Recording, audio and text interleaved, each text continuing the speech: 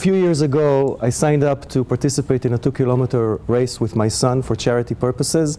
And I had everything figured out, planned in advance. We worked out in the days leading to the event. We ran at a very moderate pace, 2 kilometers. It was all about having a great father-son experience, making sure that he makes it to the finish line and that it will be something that we will remember for a long time. The day of the event, it was a beautiful day. The sun was shining. We were standing on the starting line. And as soon as the sign to start was given, whoosh, my son sprinted away and disappeared into a crowd of runners. He was second grade, so a little short, kind of lost him in the crowd. And I was stricken with panic at that moment because, oh my God, he's going to sprint and then he's not going to finish. And all my great laid plans, best laid plans are not going to come true. But an inner voice told me to let him be.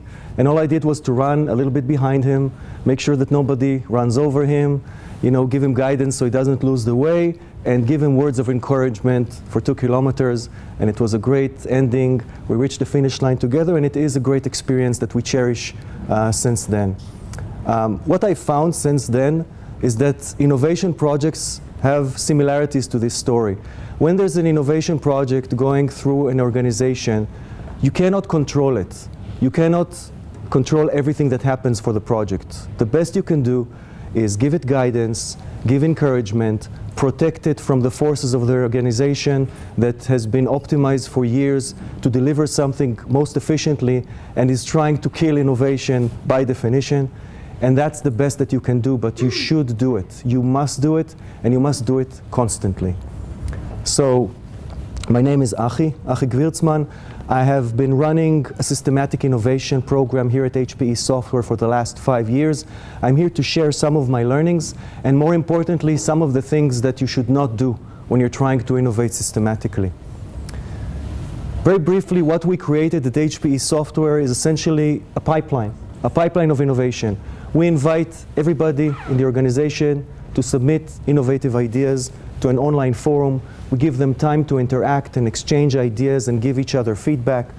We let the ones that get popular vote to move to a second phase where they actually get some work time, 10% of their time, to prepare a pitch for an internal council of executives that we call the Innovation Council. And the ideas that go through the Innovation Council and are approved actually get some budget, some R&D resources, some designer time, and we create what is called an MVP.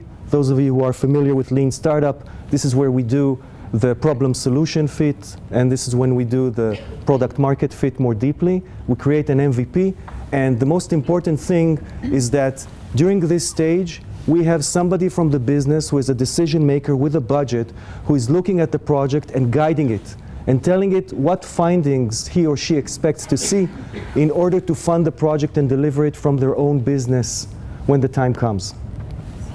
And if until this stage the project is under my guidance, my control, so to speak, from this point on, it is transferred to the hands of the business. Now, you can see that essentially we created a pipeline of business experimentation. It allows us to fail quickly and fail cheaply. Because what we do here is we don't build stuff. We validate assumptions. We run business experiments. In order to lower the risk, we invest a little more at each stage. Now, this thing doesn't happen by itself. It's not enough to tell people we have a pipeline, best of luck to everyone. It takes management. You have to actually invest effort and time and resources in running such a budget. We run the online forum. We organize idea sourcing events. We allow people to present to their peers. We have innovation coaches. We run a gamification system that gives people, it's like frequent flyer miles. We give people points for contributing to the program.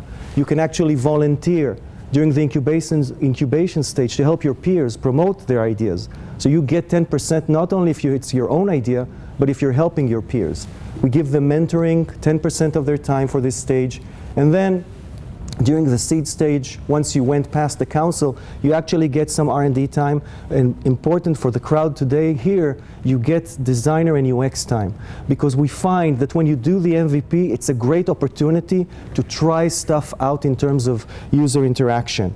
Because if you're introducing big data capabilities, isn't it the best time to try out new user interactions? If you're introducing chatbots, if you're introducing new stuff into your enterprise software, it's a golden opportunity to try new stuff. And then once the product or idea goes to the hands of the business, then we offer it guidance and mentoring.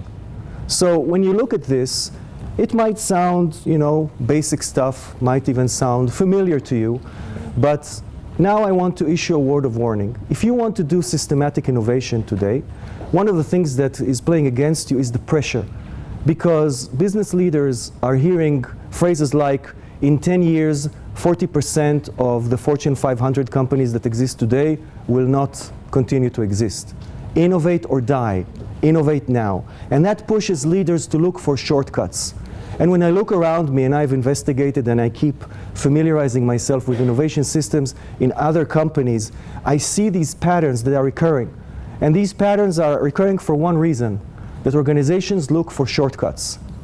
And if you want to innovate systematically, you have to understand that it's a marathon. It's not a sprint. And if you try to look for shortcuts, you will fail. It's just like our bodies. If you want to be healthy in the long term, you have to exercise, you have to eat right, you have to sleep enough hours and avoid stress. There's no magic pill. Same for innovation. There's no magic pill for innovation. You have to invest for the long term, and you have to have a balanced pipeline. So before I go to the first imbalance, just to show you the results that we created. Over the last 2 years, hundreds of ideas going through, thousands of employees are involved, everybody innovates in our company. We had over 100 ideas go to incubation, 20 presented to the council, and 10 today are in process of being actually built and delivered to customers. To give you an idea of the magnitude of the projects that we're talking about, this is not about moving, a feature from here to there. We're talking about something that started, for example, one of our biggest success stories is something that started as a major feature in a product that has existed for over 30 years now, and incorporated big data capabilities, and has now become a key tenet of that product strategy. And we're talking about a business of over $100 million a year. So something that started as a modest experiment based on the findings and the reaction that we got from our customers and from our go-to-market channels, it became a core capability, a core piece of strategy in a significant product line in our company. So the innovation system that we created is creating a significant impact on our business. The first shortcut that organizations look for is when they say innovation is creativity.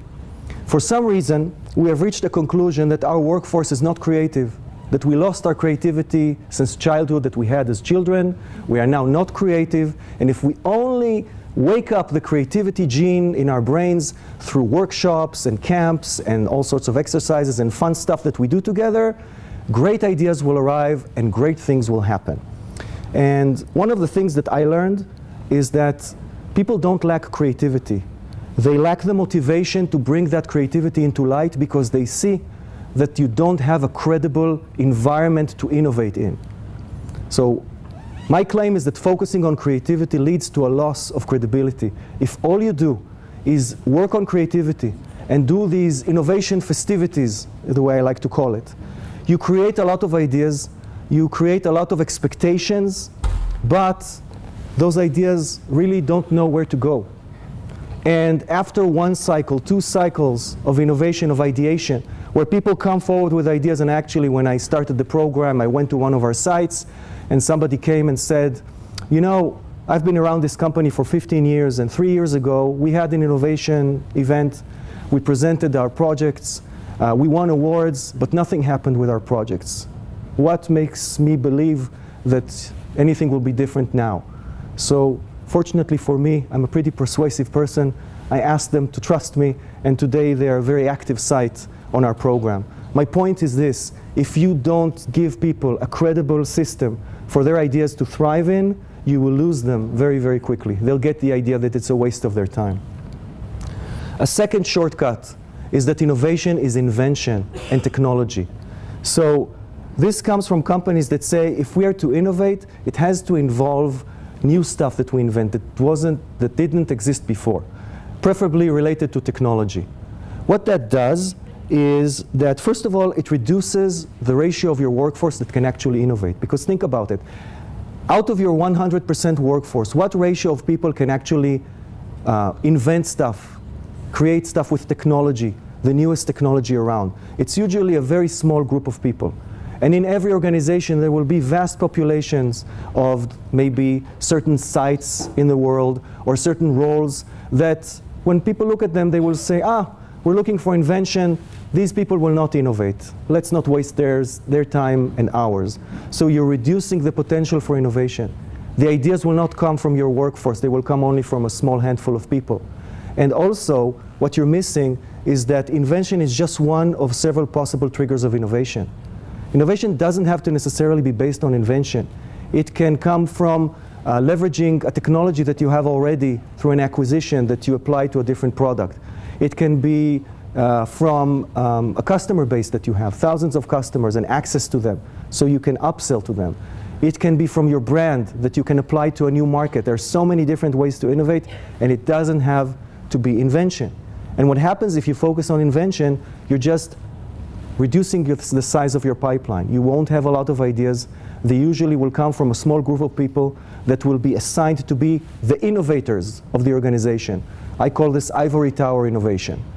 Why? Because you have this team enclosed somewhere in a bunker and thinking about what the future is going to be like and telling the organization how it should innovate.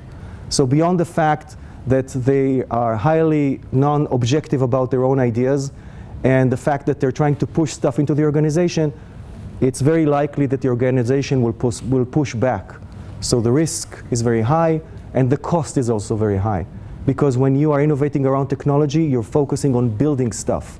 And building stuff costs a lot. The third shortcut that I want to warn you about today is that innovation has to be breakthrough. It has to be massive. It has to be a game changer. Usually what happens is you have a leader coming into an organization, looking at the state of the business and saying, we have to innovate now and it has to be significant. Come to me with your significant innovation ideas. Goes to his leadership team. And of course, if you ask a question, you'll get an answer. So you get a collection of ideas that were forced out of your team, and now you select a few big bets. And the problem with this is that if you demand breakthrough innovation now, it leads to a small number of big bets that are basically destined to fail. Why? Because if you look at the most successful startups, they take 5 years to reach their peak if we're lucky. How many organizations do you know will be willing to lose money year after year on an innovation project and wait for that peak to arrive, for that moment where the innovation becomes profitable? Not many. And if you're losing a lot of money because it's a big bet, it will probably not last the time that it takes to reach the peak.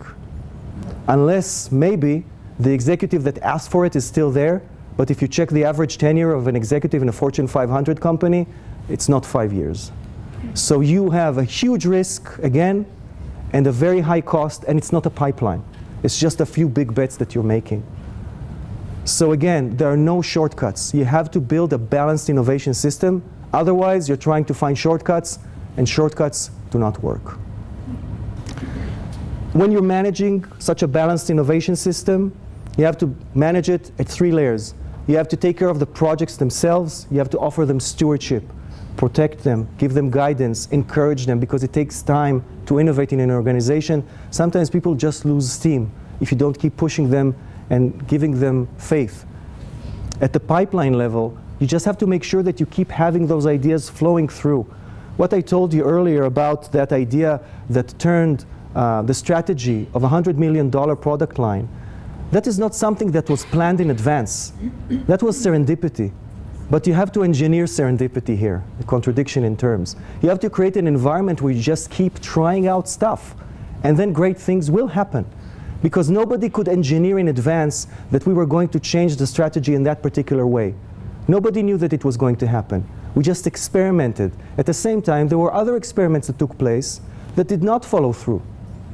But this one did, and the impact that it made was significant. And because it's a very cost-effective pipeline, because these experiments don't cost us a lot, it allows us to do this in that way.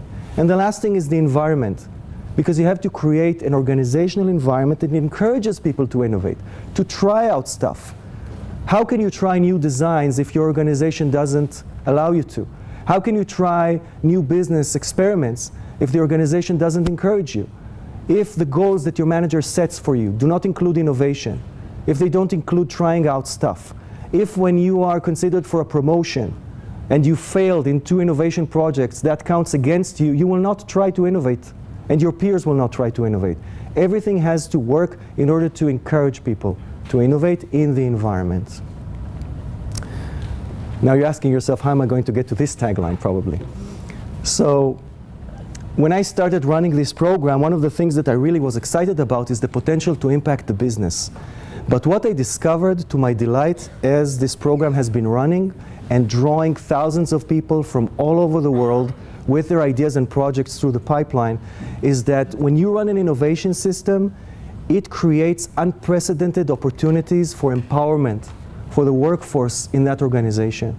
And there's a story that I want to tell you about a person who was active on our program, who presented at one of our events, presented at the Innovation Council, got his idea to later stages of the pipeline. It is now at the hands of one of our business units that intends to implement it. And he told me that his experiences, he was kind of a wallflower at the beginning of this process, but this helped him to come out of his shell, gave him a lot of confidence and optimism about what he can achieve in life. And it's a true story. He actually got the confidence to court and win the hand in marriage of the woman of his dreams. It's a true story. It sounds unreal, it's true. And one of the favorite quotes that I have, because he presented about this at a consequent event 2 years after the first one, she told him after she saw a video of him presenting in one of our events, she told him, "Wow, innovation makes you sexy." So I believe that innovation will be taught in universities in the future, just like accounting, marketing, IT management are being taught today. What we created here at HPE Software can be replicated in other organizations. I strongly believe that. And I encourage everybody watching this that can implement something like this within your organizations to do so. Make your organizations sexy. Thank you.